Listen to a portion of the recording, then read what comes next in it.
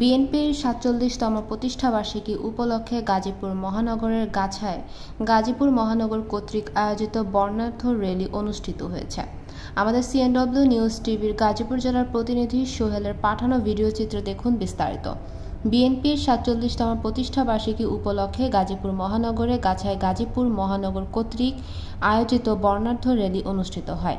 র্যালিতে গাজীপুর মহানগর বিএনপি নেতা ও স্বেচ্ছাসেবক দলের কেন্দ্রীয় সংসদের সহ সাংগঠনিক সম্পাদক এস.এম. ইকবাল হোসেন বাদলের নেতৃত্বে একটি বিশাল মিছিল অংশগ্রহণ করে। এখানে উপস্থিত ছিলেন শহীদ জিয়া প্রজন্ম দলের কেন্দ্রীয় যুগ্ম সাধারণ সম্পাদক নেতা শফিকুল ইসলাম শফিক, গাজীপুর মহানগর তাঁতি দলের যুগ্ম আহ্বায়ক ওসমান গনি সহ প্রমুখ নেতা অংশগ্রহণ করেন।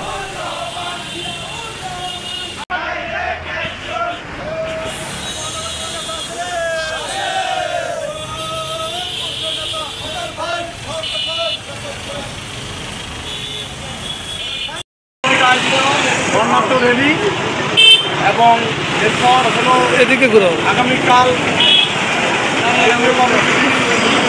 গঠিত হয়েছে। পরবর্তী ৩ তারিখে আমাদের থানায় র্যালি হবে। আর ৩১ দফা বাস্তবায়ন করে আমরা জনগণের বিপুল সংখ্যক ম্যান্ডেট দিয়ে রাষ্ট্রীয় ক্ষমতা প্রতিষ্ঠা।